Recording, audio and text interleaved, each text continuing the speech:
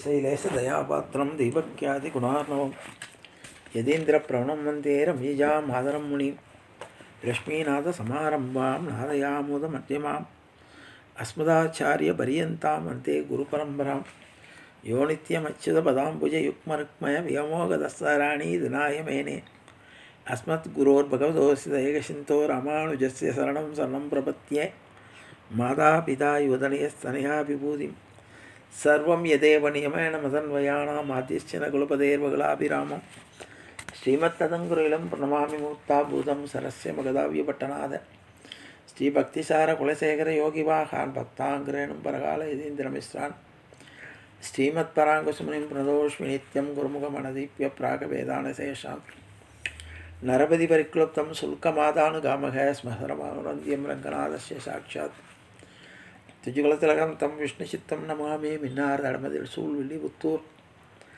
என்றொருக்கால் சொன்னார்களர் கமலம் சூடினோம் முன்னால் எழியறுத்தான் என்றுரைத்தோம் கீழ்மை நிற்சேரும் வழியறுத்தோன் நெஞ்சமே வந்து பாண்டியன் கொண்டாட பட்டர்பிரான் வந்தானன்று ஈண்டிய சங்கம் எடுத்தூத வேண்டிய வேதங்களோதி விரைந்து கிளியறுத்தான் பாதங்கள் யாமுடைய 10 பல்லாண்டு பல்லாண்டு பல்லாயிரத்தாண்டு பலகோடி 100,000 மல்லாண்டு தெந்தோள் மணிவண்ணா உன் செவிடி செவ்விதிற்காப்பு அடியோமோடும் நின்னோடும் பிரிவின்றி 1000 பல்லாண்டு வடிவாயினின் வள மார்பினில் வாழ்கின்ற மங்கையும் பல்லாண்டு வடிவார் சோதி வளத்துறையும் சுடராழியும் பல்லாண்டு படைபோல் புக்கு முழங்கும் அப்பாஞ்ச சன்னியும் பல்லாண்டே பல்லாண்டு என்று பவித்திரனே பரமேட்டியை சாரங்கம் என்னும் வில்லாண்டான் தன்னை வில்லிபுத்தூர் விட்டு சித்தன் விரும்பிய சொல் நல்லாண்டென்று நவின்றுரைப்பனமோ நாராயணாயம் என்று பல்லாண்டும் பரமாத்மனை சூழ்ந்திருந்தேத்துவர் பல்லாண்டே ஆண்டாள் திருவடிகளே சரணம் ஆச்சாரியன் திருவடிகளே சரணம் ஜீயர் திருவடிகளே சரணம் அப்பன் சுவாமிகள் திருவடிகளே சரணம்.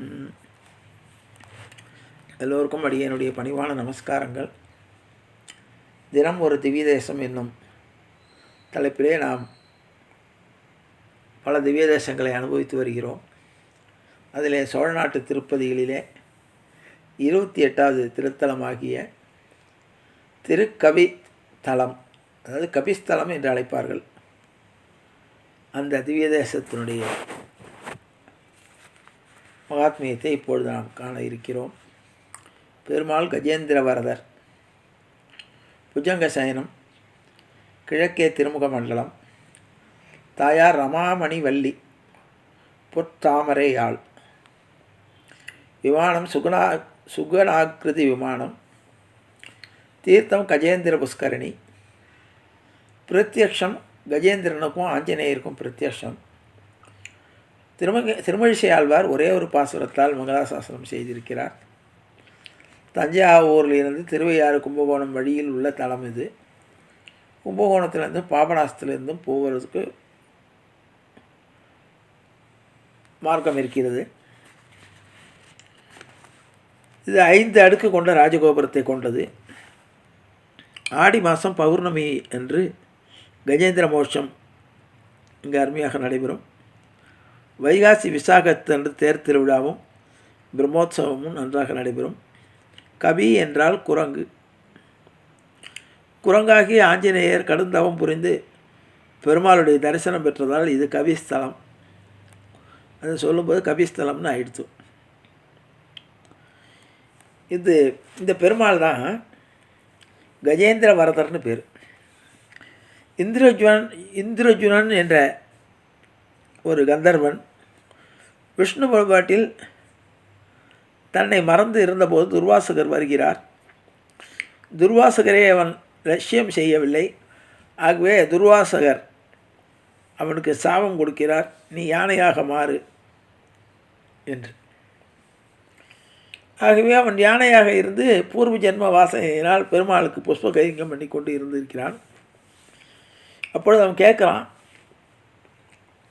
எனக்கு எப்பொழுது விமோச்சனம்?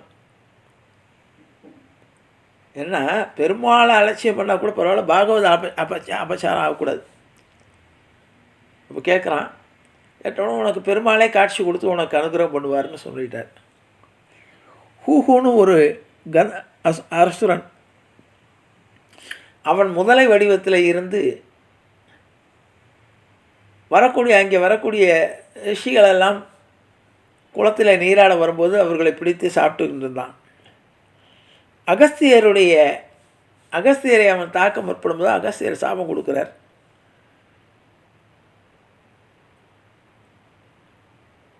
நீ முதலையாகவே போய் விடுவாய் என்று. இந்த அரக்கன் முதலை வடிவத்தில் இருந்து ஒவ்வொருத்தனையாக சாப்பிட்றான். நீ நிரந்தரமாக முதலையாகவே இருப்பாய் என்று சாபம் கொடுத்துறார். அப்போ அவன் அகஸ்தியர்கிட்ட பரிகாரம் கேட்குறான். சுவாமி, எனக்கு இப்படி சாபம் கொடுத்துட்டீங்களேன்னு. நீ யாராவது ஒரு பரம பாகவதனுடைய காலை பிடித்தால் தான் உனக்கு மோட்சனம்ங்கிறார். ஆகவே இவன் காத்து கொண்டு இருக்கிறான். அப்பொழுது புஷ்பகைங்கரியம் பண்ணக்கூடிய இந்த யானையானது கஜேந்திரனாக இருக்கக்கூடிய அந்த இந்திரஜ்யம்னன் புஷ்பகைங்கம் என்ற கால் ஒரு நாள் இறங்கும்போது அதனுடைய காலை கவ்விக்கொள்கிறான். இது கதை தெரியும். யானையானது கரைக்கு இழுக்கிறது. ஏன்னா கரையில் யானைக்கு பலம் ஜாஸ்தி, தண்ணீரில் முதலைக்கு பலம் ஜாஸ்தி.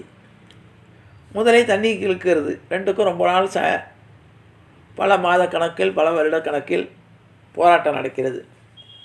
தன்னுடைய சக்தியெல்லாம் இழந்த யானை ஆதி மூலமேன்னு கத்துறது. ஏன்னா இது மகாவிஷ்ணுவுடைய பக்தனாக இருந்தவன் சாபத்தினால வந்ததுனால இதுக்கு எந்த பெருமாளை கூப்பிடுறதுன்னு தெரியல. ஆதி மூலமேன்னு குரல் கொடுக்கறது.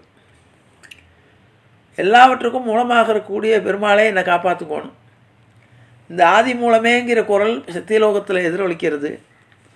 பிரம்மா பார்க்குறாரு, ஐயோ இது ஆதி மூலமேன்னு குரல் வருதே, இது நம்மளை கூப்பிடலன்னு அவர் திரும்பின்ட்டார். கைலாசத்தில் எதிரொலிக்கிறது. பரமேஸ்வரன் எத்தனை ஆடுறார், ஆதி மூலமே இது எனக்கு உண்டான கால் இல்லை, எங்கேயோ ராங் கால், ரீடைரக்ட் பண்ணிட்டு.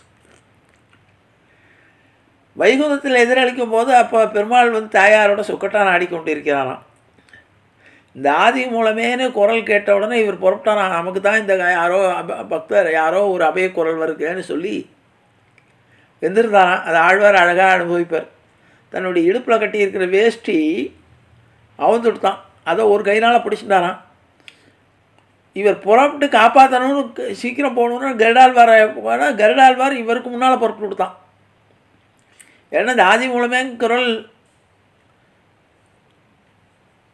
வைகுந்தத்தில் எதிரொலித்த உடனே பெருமாள் காப்பாற்ற போவார்.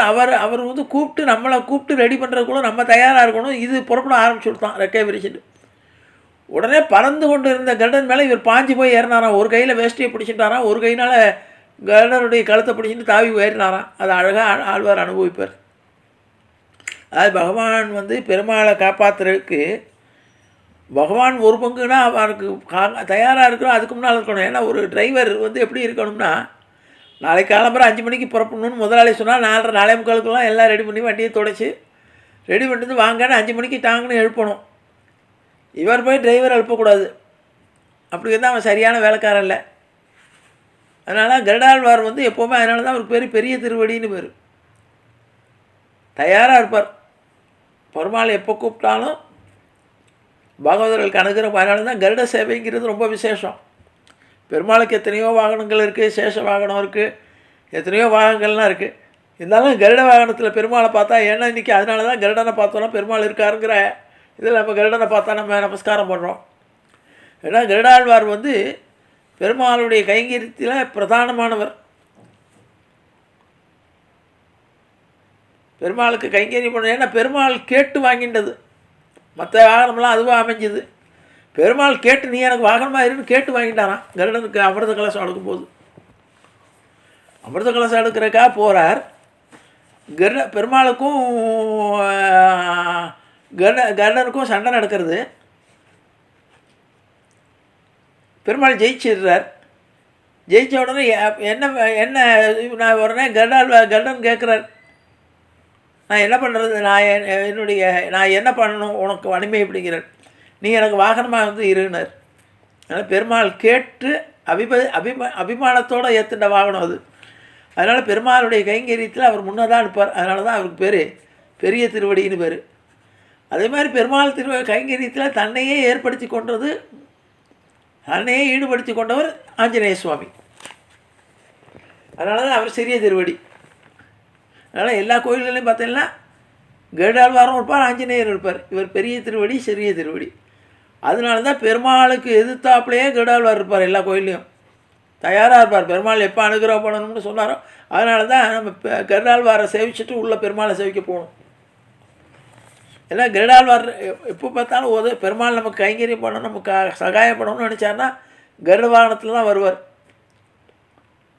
அதனால தான் நம்ம வெறுமை கருடனை பார்த்தா கூட மேலே பெருமாள் உட்கார்ந்துட்டு இருக்கிறதா ஐதீகம். வெறும் கருடாழ்வாராக இருக்க மாட்டார். கருடாழ்வார் தனியாக வரவே மாட்டார்.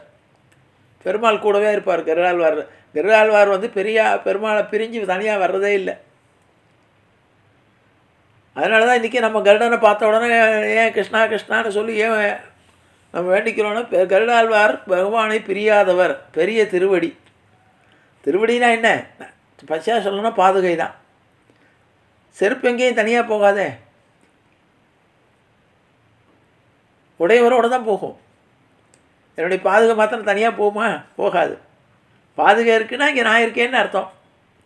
ஒரு வீட்டு வாசலில் என்னுடைய பாதுகை போட்டு உள்ளே போயிருக்கேன்னா என்னுடைய பாதுகை இருந்ததுன்னா உள்ளே நான் இருக்கேன்னு அர்த்தம்.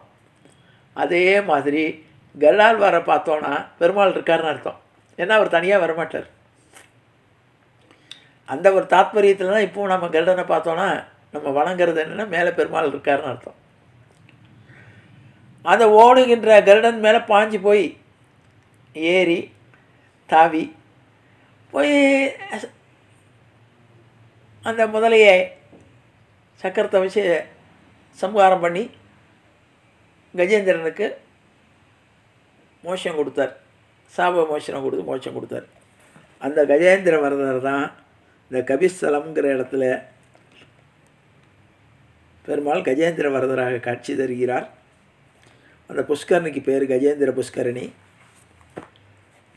திருமழிசை ஆழ்வார் ஒரு பாசுரத்தில் தான் ஒருவனாகி தரணி இடந்தெடுத்து ஏன் ஒருவனாய் ஈற்றில் தாங்கியதும் யானொருவன் இன்றா அறிகின்றேன் அல்லேன் இருநிலத்தை சென்றாங் கடிப்படித்த சேய் என்று ஒரு பாசுரத்தால் மங்களாசாசனம் செய்திருக்கிறார் என்று கூறி, அருமையான ஆஞ்சநேய சுவாமிகள் தவமிருந்து பெருமாளுடைய தரிசனம் கிடைத்த இடம். கஜேந்திரனுக்கு கஜேந்திர வரதராக இருந்து கஜேந்திரனுக்கு அபயமளித்து மோட்சம் கொடுத்த கஜேந்திர மோட்சம் நடைபெற்ற இடம் என்பதை கூறி நிறைவு செய்திருக்கிறேன். ஜானகி காந்த ஸ்மரணே. ஜெய ஜெய ராமராம். சத்குரு மகாராஜுக்கு ஜெய. ஆஞ்சநேய மூர்த்திக்கு ஜெய. அறியாத பிள்ளைகளும் அன்பினால் உந்தன்னை சிறுபேரழித்தனும் சீரி அல்லாத இறைவாணி இதாராய் பறையல் நம்பவாய். இற்றைக்கும் ஏழையில் பிறவிக்கும் உந்தன்னோடு உற்றோமையாகவும் உனக்கே நாம் ஆட்செய்வோம். மற்ற நம் காமங்கள் மாற்றியலோரும்பாவாய். செங்கன் திருமுகத்து செல்வ திருமாலான் எங்கும் திருவள்ளுவர் பெற்று என்புருவரும்பாவாய். ஹரே ராம ஹரே ராம ராம ராம ஹரே ஹரே. ஹரே கிருஷ்ண கிருஷ்ண கிருஷ்ண ஹரே ஹரே. கோவிந்த ராம சங்கீர்த்தனம். கோவிந்தா ஹரி கோவிந்தா.